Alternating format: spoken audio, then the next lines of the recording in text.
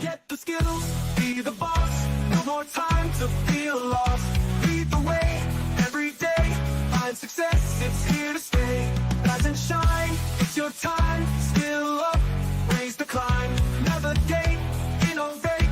It's your fate, don't be late. Get the skills, be the boss. No more time to feel lost. Lead the way every day. Find success, it's here to stay.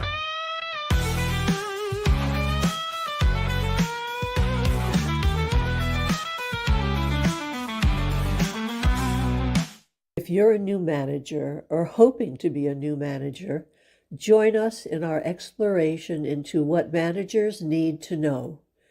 This program will set you up for success by building your knowledge and confidence in the skills you need to be effective.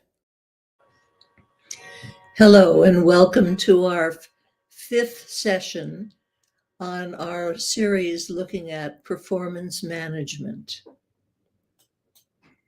Let's see if we'll get this going. So on the first week, we looked at a 6-step model that goes throughout the year, first beginning with identifying what the key responsibilities are and the worker activities or the job description so that the employee knows what they're expected to do.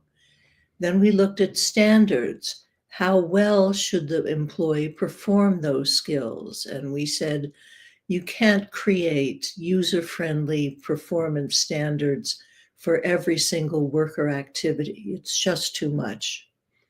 Just pick one that would, if that's performed successfully, then you know everything else has been performed successfully.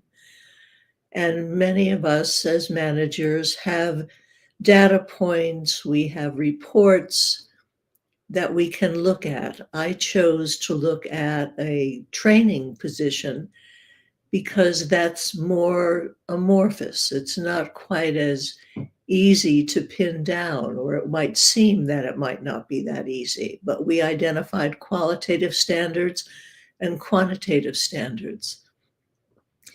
And then in the fourth week, last week, we looked at how to monitor. And to the degree possible, we want to involve the employee on identifying what that monitoring approach will be so that there's going to be no sense of being harassed or being unnecessarily surprised, that they should know this is how it will be monitored. And this is what is being monitored and how they're going to be given feedback. And this should be going on in a continuing dialogue throughout the year. So by the time that we get to a formal yearly evaluation, if that's what your organization does, there should be no surprises. It's just a continuation of a dialogue. Today, we're looking at action. So the employee has performed well. Okay, what are we going to do about that? If the employee has not performed well, what are we going to do about that? So here is our 6-step model. And my cat associate is helping me. So at our step 6, we take action in response to observed performance. We might retain or revise the standards because we might find that they're unrealistic. Rewards, including additional compensation, may be provided for performance that is satisfactory or better. That depends on what your organization's policies are. How we deal with unsatisfactory or below standard performance is going to be different. We might need to improve the system. There may be policies, procedures, technical issues that need to be addressed so the employee can perform adequately.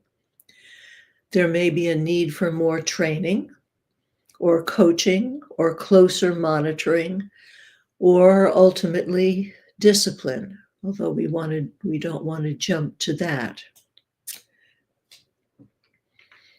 If the employee's performance is not meeting the established performance standards, we have a decision tree that you can go through. First, check to see if this is due to the system, to the policies, the procedures. So, was the job duty clearly defined? Was it realistic? Was the employee adequately trained to perform that skill or work responsibility? Did the employee have the necessary resources?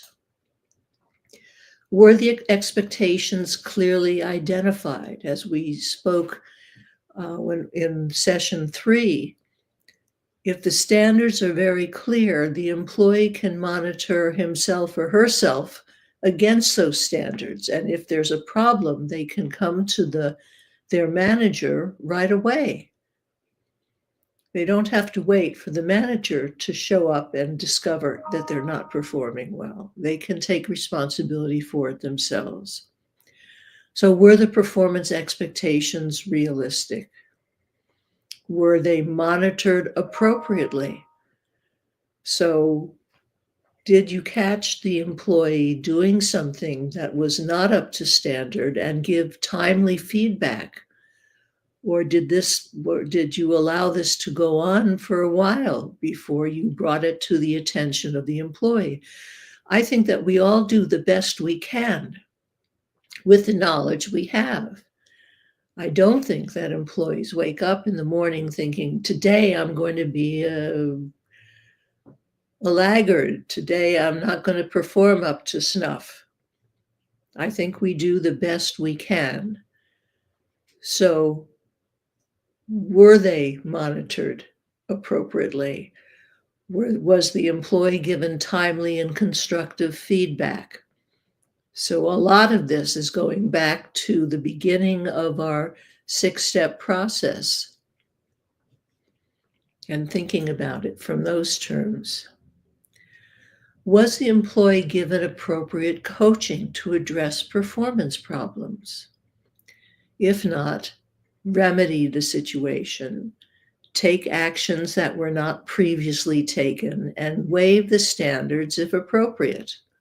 If they were unrealistic, if the employee was not given resources in order to meet the standards, if the standards weren't clear, we need to do something about those. It's not really the responsibility of the employee. But if we say, yes, the employee had resources, the standards were specific, observable, measurable, and realistic, the employee was given timely feedback, the systems were in place that would support the employee performing up to standard, then we move on to the next consideration. Were the duties reassigned or changed? Were priorities changed so there was less time and opportunity to meet the standards? If yes, waive the standards. If not, move on to the next category of possibility. Were there circumstances beyond the employee's control which interfered with meeting the standards? If yes, waive the standards. If not, move on to employee considerations. So for all of these, we've been looking at the system, the organization's policies, procedures, systems in place, resources provided. Determine if the poor performance is due to the employee. One, is the employee unable to perform the duties? Schedule a medical examination if the employee is incapacitated. Have the employee take sick or medical leave. Provide accommodations. Purchase furniture or special equipment, change hours, reassign duties. So accommodate any illness or disability that affects that employee's ability to perform. Reassign the employee to a position at a comparable level that the employee is more able to perform. Discuss the possibility of demotion have the employee retire, possibly on disability. So there's a wide range of possibilities that either keep the employee in place, move them to a different position, or move them out of the organization on their decision making, not ours. If the employee is not incapacitated, move on to the next consideration. Did the employee choose not to perform up to standard? If that's the case, we counsel the employee regarding non-performance. And in that case, what we're essentially saying is, here are the standards. You appear to have chosen not to perform to the standards. Are you aware of the consequences that you're also choosing? Set up remedial standards and a monitoring schedule. Monitor and provide feedback in accordance with that schedule.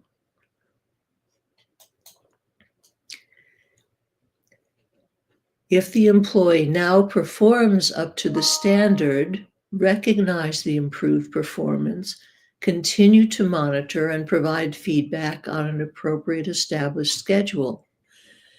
But if the employee does not still perform to the up to the standard, we may need to begin a progressive discipline process.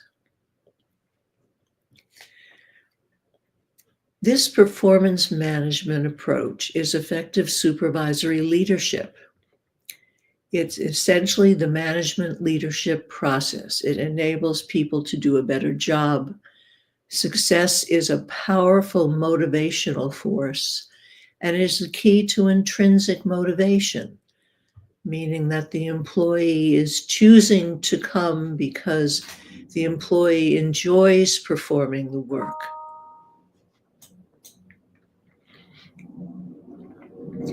People do the things they do well before they do the things they do not do well.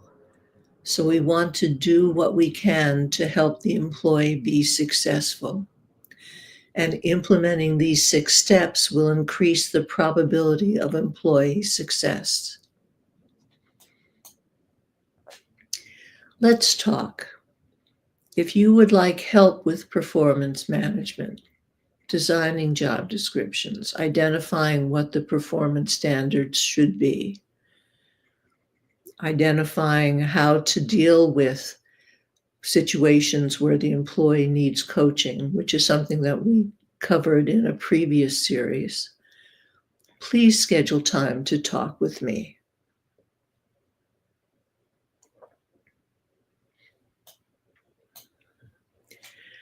Next week, we begin a new series, and we're going to be looking at conflict management and how to handle conflict management.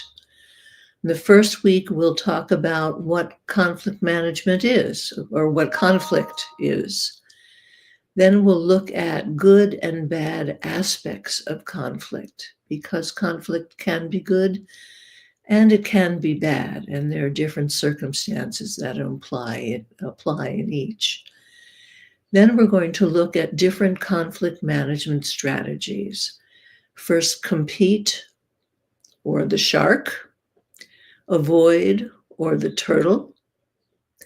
And the fourth week, we will look at accommodate, which is the teddy bear, compromise, which is the fox, and collaborate, which is the owl.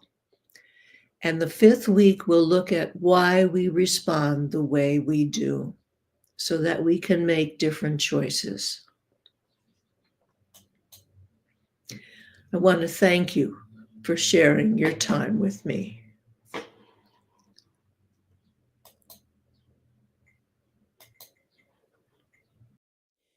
Thank you so much for coming and participating in our discussion of what managers need to know. You can find the videos of this and previous sessions on my YouTube channel or under events on my LinkedIn profile. I'll look forward to seeing you again next week. Get the skills, be the boss, no more time to feel lost. Lead the way every day. success, it's here to stay. Get the skills, be the boss. No more time to feel lost. Lead the way every day. Find success, it's here to stay. It's here to stay.